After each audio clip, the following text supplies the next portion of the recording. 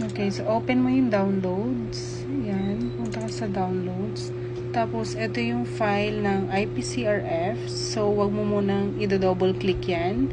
Right click, and then hanapin mo yung properties. So, after that, makikita mo tong unblock.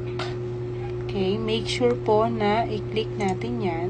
And then, apply. And then, okay.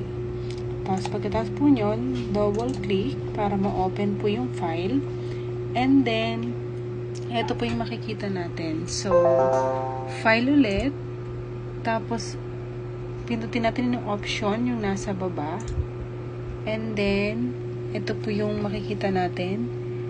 I-click natin ang Trust Center. Tapos, Trust Center Settings. And then, hanapin po natin yung macro settings. Ito. And then, enable lang natin. So, enable ko na kanina. So, ito na siya. So, wag pong i-disable ha. Enable po natin. And then, click OK.